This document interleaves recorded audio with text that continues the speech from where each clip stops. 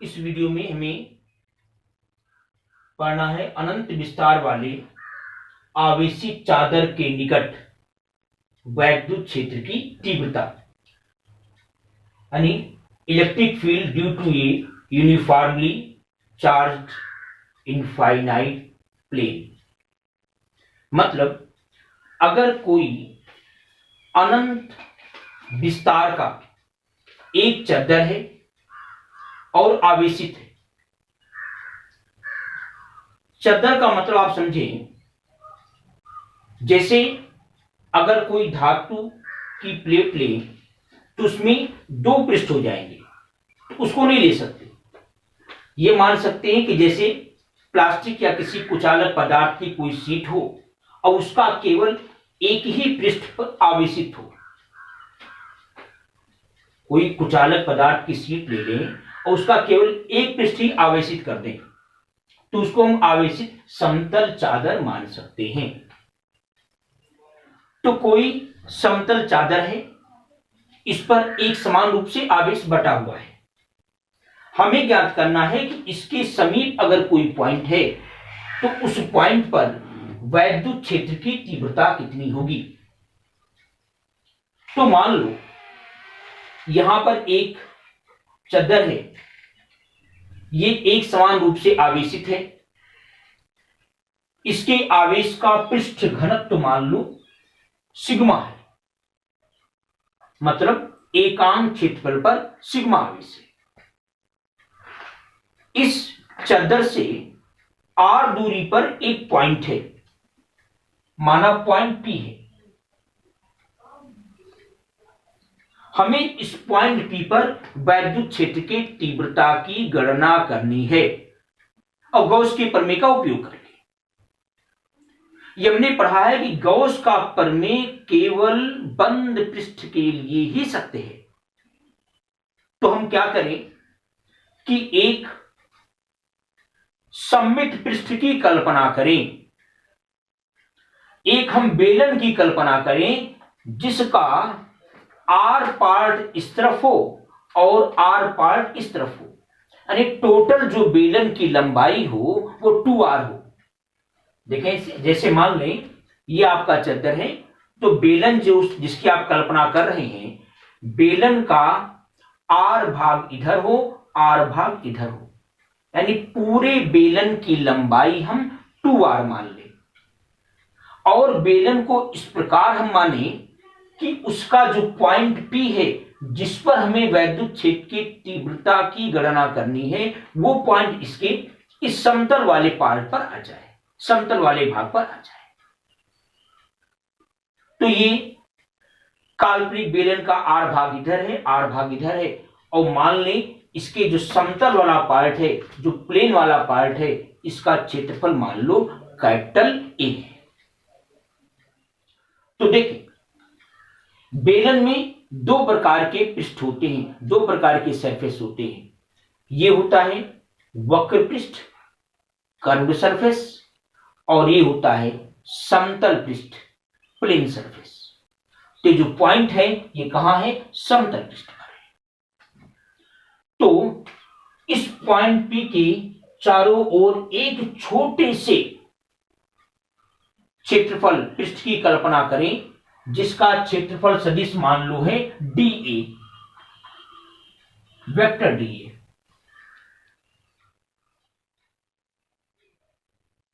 यहां पर तो देखिए,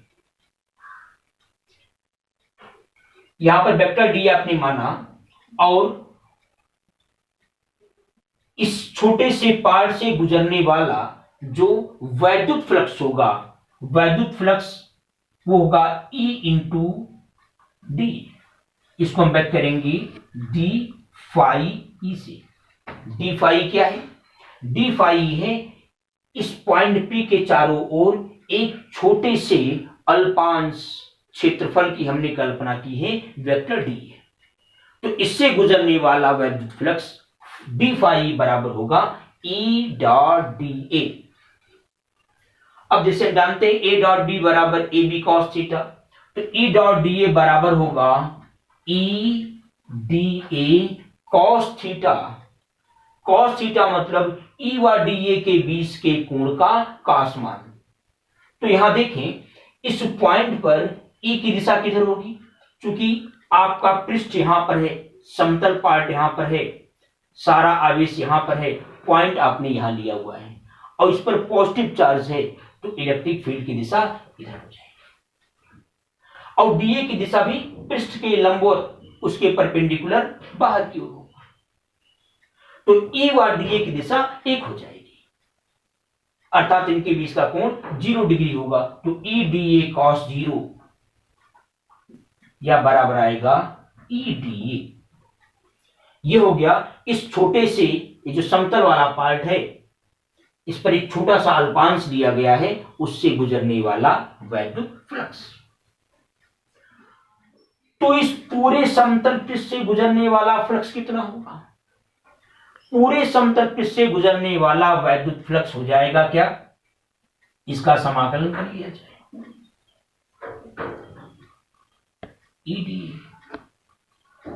और देखें, एक समतल पृष्ठ इधर है, एक समतल पृष्ठ इधर है, तो दोनों समतल पृष्ठों से गुजरने वाला जो फ्लक्स होगा वो बराबर हो जाएगा 2 इंटू, यहां कह सकते हैं ये क्या है, ये दोनों समतल पृष्ठों से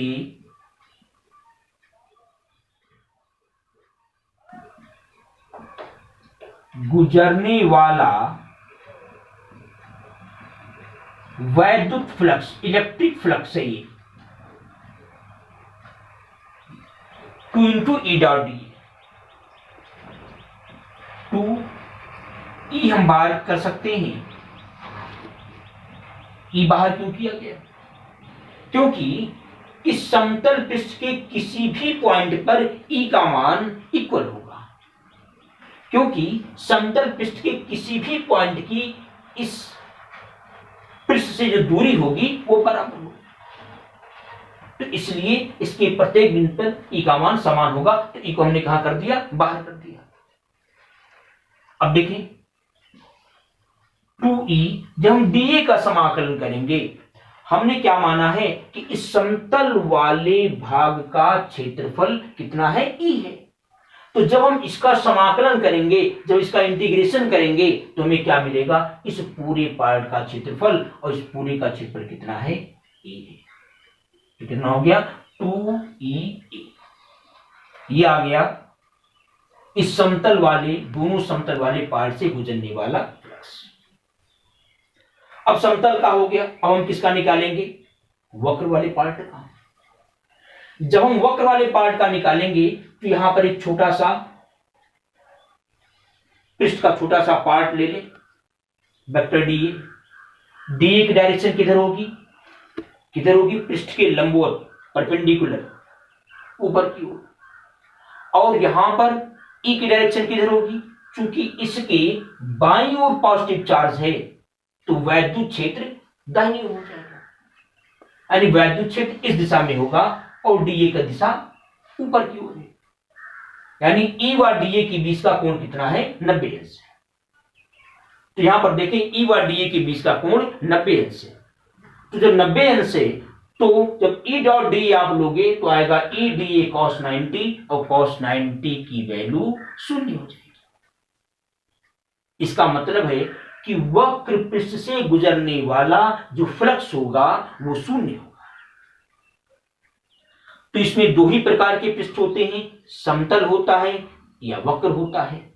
वक्र का फ्लक्स कितना आया? 0, और समतल का कितना आया है? 2e। इसलिए आप कह सकते हैं कुल वैद्युत फ्लक्स, कुल वैद्युत फ्लक्स जो आपका होगा फाई ई बराबर आएगा 2EA। ये इक्वेशन नंबर 1 मान लें। अब देखिए गॉस का प्रमेय क्या कहता है? गॉस के प्रमेय से फाई ई बराबर क्या होना चाहिए? फाई ई बराबर होता है Q बाई एप्सिलॉन नॉट। लेकिन Q क्या है? Q है उस बंद पृष्ठ के अंदर उपस्थित नेट आवेश, परिणामी आवेश। तो यहां पर बंद पृष्ठ कौन है? ये जो आपने बेलन लिया है यही बंद पृष्ठ है। तो इस बंद पृष्ठ के अंदर कितना आवेश होगा? देखिए ऐसे, ये आपका समतल चद्दर है, आपने ऐसे बेलन की कल्पना की है, बेलन ऐसे इसके आर पार जा रहा है, ऐसे आर पार जा रहा है और इस पूरे चद्दर पर आवेश है। तो यहां पर जो आवेश है या यहां पर जो आवेश है, उस आवेश से हमें मतलब नहीं, हमें मतलब केवल उस आवेश से है जो आवेश इस काल्पनिक बेलन के अंदर है। तो आप देखें, जैसे ऐसे इस बेलन को ऐसे आर पार करके जा रहा है, तो ऐसे जा रहा है, तो आप देख सकते हैं कि इतना पार्ट आप अगर लेते हैं, इतना पार्ट, तो इतने पार्ट पर जो चार्ज होगा, जो आवेश होगा, वही आवेश इस काल्पनिक बेलन के अंदर होगा।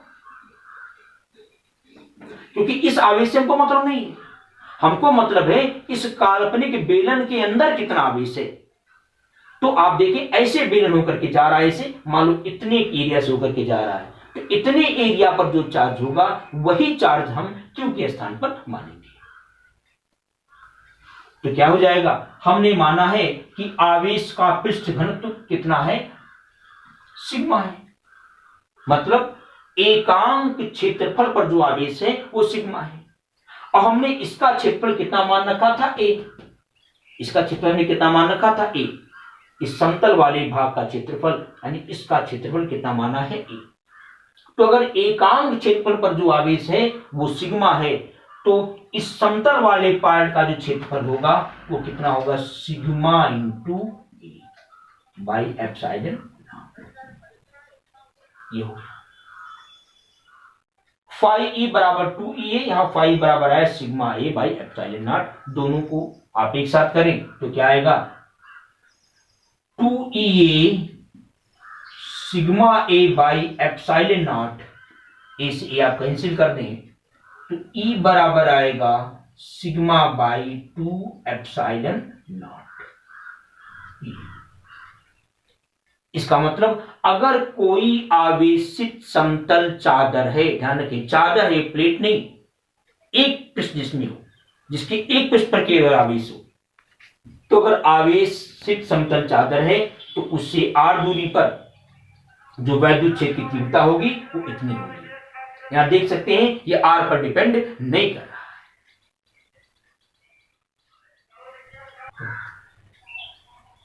एक एग्जांपल लेते हैं, इसमें कह रहा है कि एक बेलन है, ये एक समान रूप से आवेशित है, इसके आवेश का रेखीय घनत्व है लैम्डा, मतलब इसके एकांक लंबाई पर जो आवेश है वो लैम्डा है। इसकी जो त्रिज्या है, त्रिज्या आर, ये कैपिटल आर है। हमें यह ज्ञात करना है कि इसके अक्ष से स्मॉल आर दूरी पर कितना वैद्युत क्षेत्र होगा। फर्स्ट पार्ट इसमें लिया गया है, फर्स्ट पार्ट में कि जबकि आर छोटा हो कैपिटल आर से, सेकेंड पार्ट जबकि आर बड़ा हो कैपिटल आर से। हमने पिछले वीडियो में हमने पढ़ा था कि अगर कोई एक समान रूप से आवेशित अनंत लंबाई की कोई चालक छड़ है, तो उससे आर दूरी पर अगर कोई पॉइंट है, उस पॉइंट पर वैद्युत क्षेत्र की तीव्रता कितनी होती थी? Lambda by 2 pi epsilon naught r. अब देखें जरा, हमें यहां से आर दूरी पर ज्ञात करना है। आर कहां पर है? कैपिटल आर से छोटा है, इसका मतलब है इस बेलन के अंदर है। तो इसके लिए हम क्या करते हैं? एक गौसियन पृष्ठ ऐसे खींच लेते हैं, काल्पनिक पृष्ठ, ये, और आवेश तो इस बेलन पर है, इस तरह से। तो देखें, इस काल्पनिक बेलन से गुजरने वाला वैद्युत फ्लक्स फाई ई बराबर होगा into 2 pi r L. L इसकी लंबाई मानी गई, 2 पाई आर एल। जिसे पिछली वीडियो में ये प्रूफ किया गया था, इनटू 2 पाई आर एल। तो ये प्रूफ किया गया था कि अनंत लंबाई के आवेशित चादर के निकट वैद्युत क्षेत्र की तीव्रता कितनी होगी, इसमें इसे प्रूफ किया गया था। फाई ई बराबर इनटू 2 पाई आर एल। परंतु गौस का प्रमेय कहता है कि फाई ई बराबर क्यू बाई एप्सिलॉन नॉट। और क्यू क्या है? क्यू है उस काल्पनिक बेलन के अंदर उपस्थित आवेश।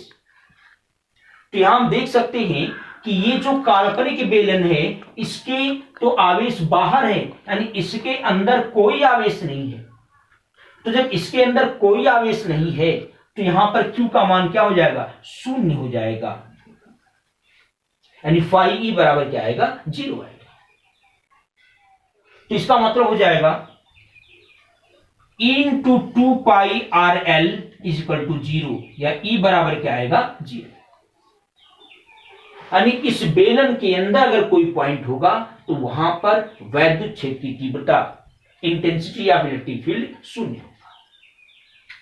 लेकिन अगर ये पॉइंट बाहर लिया जाए, यहां पर लिया जाए, यहां पर, और तब आप एक काल्पनिक बेलन ऐसे खींचे, एल लंबाई का बेलन खींचे, तब क्या होगा? फाई ई बराबर इनटू 2 पाई आर एल ऐसी होगा। लेकिन गौस के प्रमेय के अनुसार देखें, फाई ई बराबर क्या होगा? Q by epsilon not. और क्यू मतलब होगा इस काल्पनिक बेलन के अंदर उपस्थित आवेश।